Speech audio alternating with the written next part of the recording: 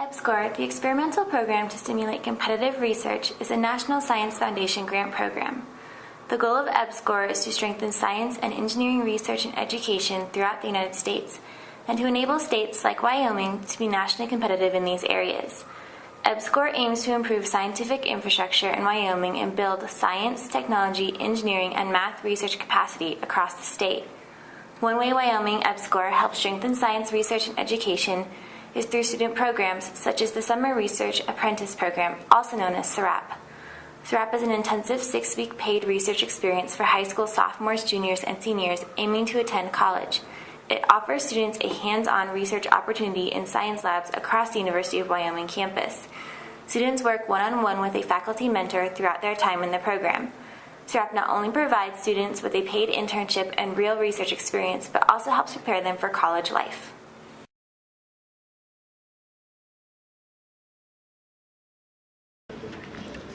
Hello everyone, I would like to introduce our next speaker, Mr. Joshua Snider from Logan, Utah. He will be doing his presentation today on changes in fire frequency in the Cuatro Ciénegas Basin, Mexico, from the mid-Holocene to present.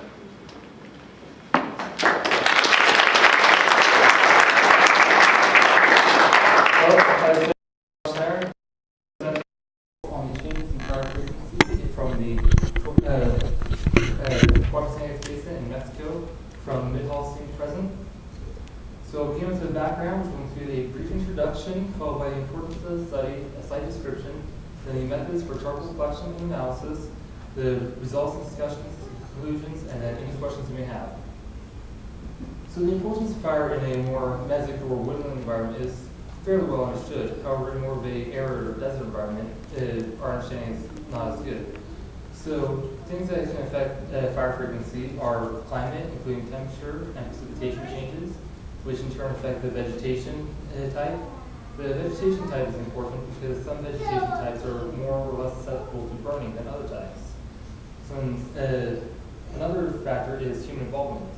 Humans have stopped natural fires from occurring and maintaining the natural order of the environment, as well as we've started unnatural fires which have caused extensive damage to the environment. So proxy data such as charcoal counts, dendrology, black carbon, and molecular marks of combustion are just different methods to find the fire frequency. And so in this experiment we chose charcoal counts. So the purpose of the study was to reconstruct fire history for the past 5,500 years in the Cuatro Ciénegas Basin, to be able to answer the following questions. What do charcoal counts tell us? Is fire important in desert environments? And can sedimentation type and rate changes over time illustrate environmental changes controlling fire frequency variation in Cuatro Ciénegas? So the Cuatro Ciénegas Valley is in Coahuila, northern Mexico. Sits at approximately 740 meters above sea level.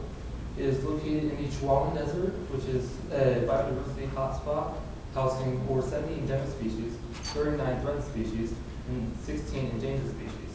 I'd like to show you some pictures illustrating the biodiversity. So here you can see some examples of the Chihuahuan Desert scrub as well as a deer. The deer is important because it's not something you typically expect to see in a desert environment, which helps to illustrate the biodiversity of this area. So here is a picture showing the current changes in vegetation. It's got some Chihuahuan Desert scrub as well as it shows the crust formation. What crust is it's a hard, dry layer of soil which can contain gypsum and travertines. So this is a picture of a poza or a pool. So these pools throughout Cuatro Ciénegas can house many different species of reptiles, fish, insects, and plants. So it's places like this where we actually pulled our sediment core from, which I'll explain later. So here's a picture of a mealy cichlid. So before we can pull core and do the charcoal analysis, first the charcoal has to be created. So what happens is a fire occurs, and it can either the charcoal can then be blown through the wind directly into the water, or it can later, after the burn has occurred, be washed down the slope into the basin. So then in 2009, a 451 meter long sediment core was taken from a fossil fuel site in Cuatro Ciénegas. It was then sampled contiguously at 1 centimeter increments. And each sample was soaked for 24 hours in 10% bleach and distilled water. It was then sieved into 250 and 125 micrometer samples. These samples were then counted under a microscope for charcoal analysis. It was then put into the computer to be able to identify fire events. So here's our results data. So for figure A, on the y-axis, it has the depth within the sediment core. And on the x-axis, shown with the spread line, shows the charcoal counts plotted on a log-based scale. And figure B uses a time scale conversion to show the depth, the age rather than the depth. It also shows the charcoal count along the red line for the approximate charcoal accumulation each year. And then the blue line is the average change through time. And on figure C, the blue line here is the positive 95% threshold. The car on the red line, which is below the blue line, is the background, which is the constant charcoal influx. Anywhere on the right side is where a charcoal peak has actually occurred.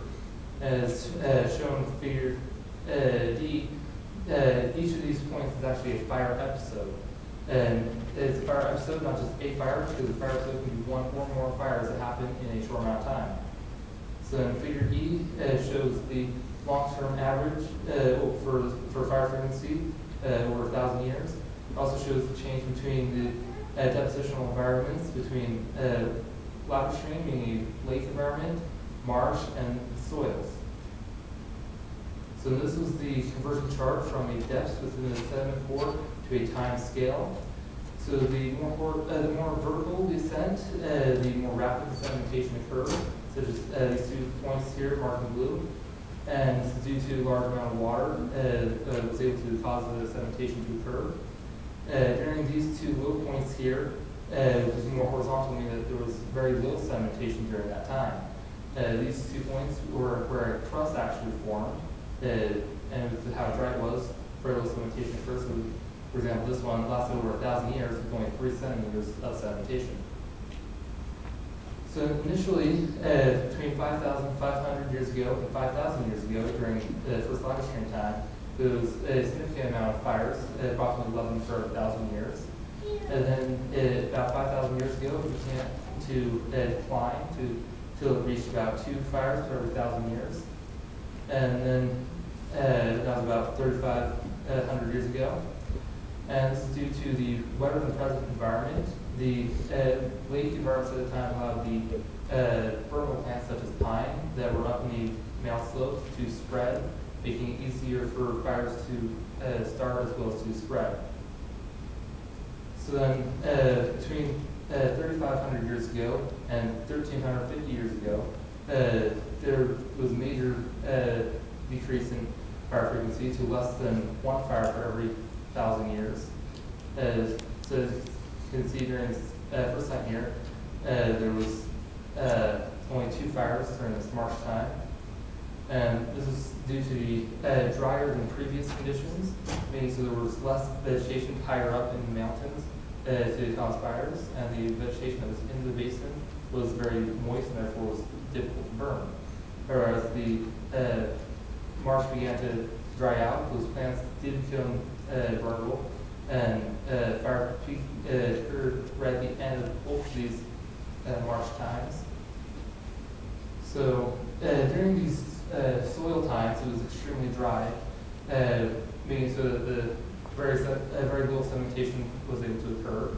And because of the low sedimentation rates, there was very little charcoal that was able to be found in this time. So no charcoal peaks were able to be found during soil times of 2,400 and 1,300 years ago, as well as 900 to 600 years ago. So it was due to the prolonged aridity making the sedimentation slow. So for the questions I previously asked, what do charcoal counts tell us? They tell us about the frequency of fire, and is fire important in desert environments? What we found is that it does play a factor in the vegetation types in the area, but other than that, it does not seem to play a significant role. And can sedimentation type and rate changes illustrate environmental changes controlling fire frequency variation? The answer is yes. High fire frequencies occur during the black stream or lake times, and low fire frequencies during the marsh times, and no recorded fires during the dry times. So I'd just like to thank my family who's encouraged me to help me get here. Also thank EPSCoR and SRAP for giving me the opportunity to be here. I'd like to thank Tyler Dooley for his contributions to the charcoal data, as well as NSF for their grants which helped fund my project. I'd also like to thank Sally Horn and Matt Lante, whose input and support was very helpful. I'd also like to thank my mentors, Dr. Tom Minkley and Josh Heyer, who without them I would not be able to do this project. Questions?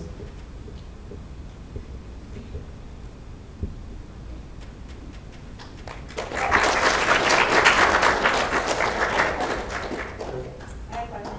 Throughout your research, what was your most surprising find, if any? Being able to look at the charcoal as well as the other sedimentation parts that were in the charcoal samples, I was able to see different types of shells and other things in the sediment that was quite interesting to be able to see. Actually, I have a question too. Yeah. As you weren't able to travel to Mexico, is it foreseeable that that lab team could go into places like Colorado or in the parts of Wyoming where there are fires, and you could do the same type of research in a more local area? Yes, could be a possible future research project. Any other questions?